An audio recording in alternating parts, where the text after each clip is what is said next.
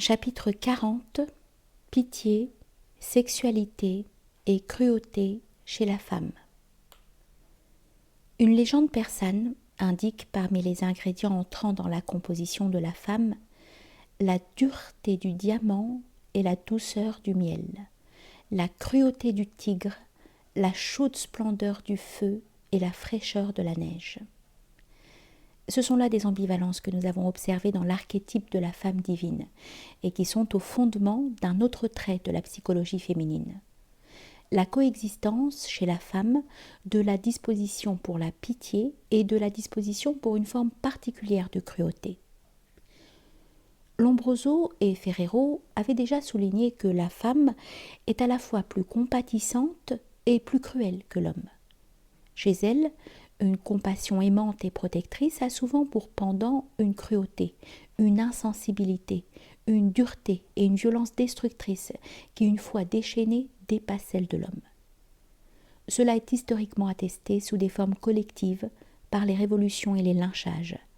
Il est naturel et assez banal d'expliquer, comme font les deux auteurs mentionnés, la pitié féminine par la disposition maternelle, donc par l'élément démétrien de la femme.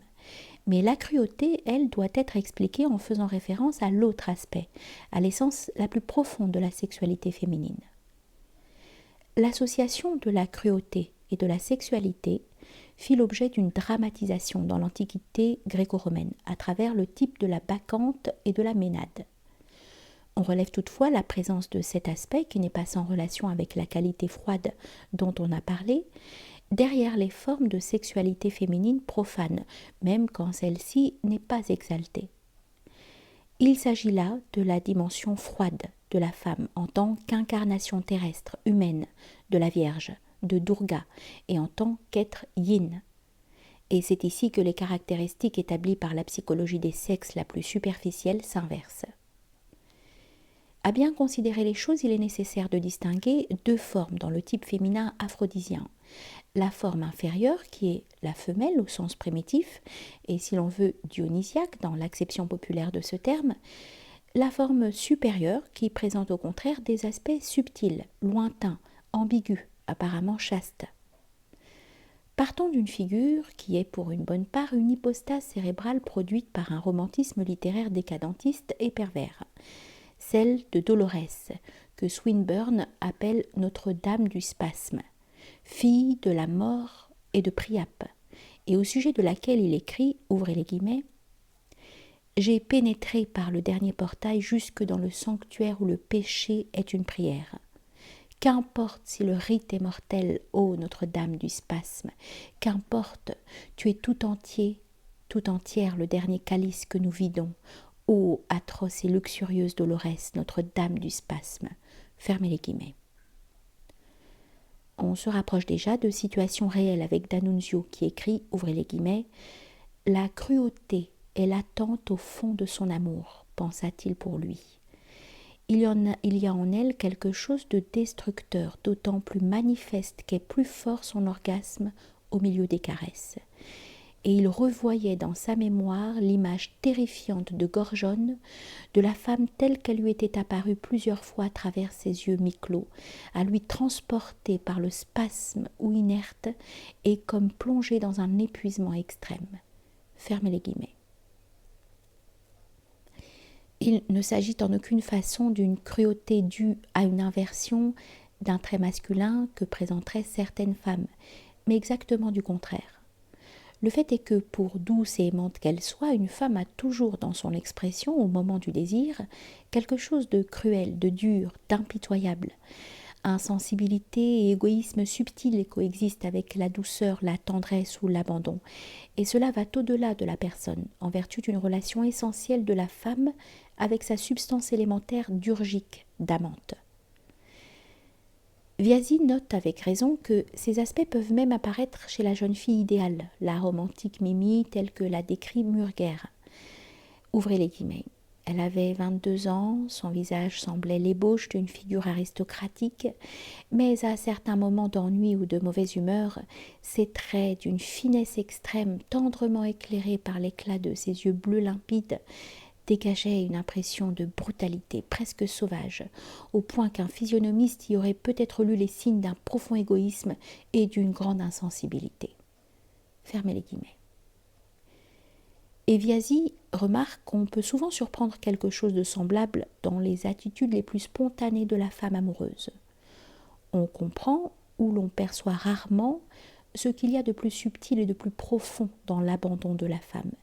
Mais l'observation qui suit est d'une femme psychanalyste de surcroît. Ouvrez les guillemets. Il est assez rare de trouver des hommes qui restent froids dans une situation érotique, mais il est d'innombrables femmes qui, alors même qu'elles mènent une vie érotique, se montrent aussi froides que des agents de change. La froideur de la lune et la dureté de cœur de la déesse lune symbolisent cet aspect de la nature féminine.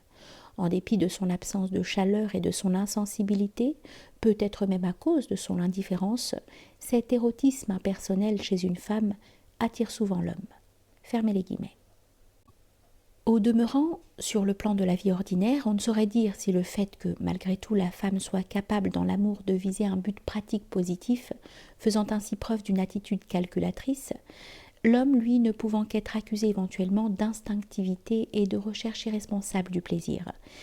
Si ce fait ne dépend que de circonstances extérieures, économiques et sociales.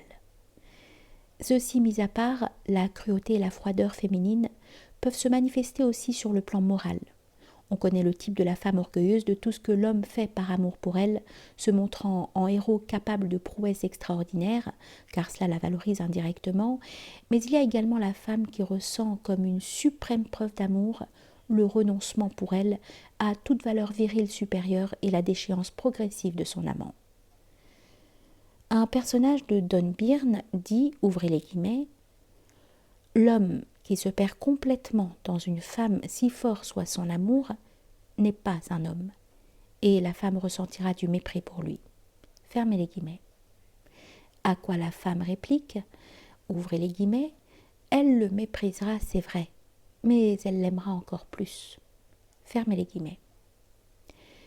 Ce n'est pas pour décrire la femme fatale, mais la femme en général que Remarque s'est servi de l'apologue du rocher qui aimait la vague. Il dit, ouvrez les guillemets, la vague écumait et tourbillonnait autour du rocher. Elle le baignait jour et nuit, l'embrassait de ses bras blancs et le suppliait de venir chez elle. Elle l'aimait et ondoyait autour de lui, elle le minait lentement. Et un jour, le rocher, complètement érodé à la base, céda et tomba dans les bras de la vague. Et d'un seul coup, il ne fut plus un rocher avec qui jouer, un rocher à aimer, un rocher dont on rêve. Il ne fut qu'une masse de pierre au fond de la mer, noyée en elle. La vague se sentit déçue et se mit à chercher un autre rocher. Fermez les guillemets. Les femmes, écrivit Martin, sont sans pitié dans le mal qu'elles font aux hommes qui aiment.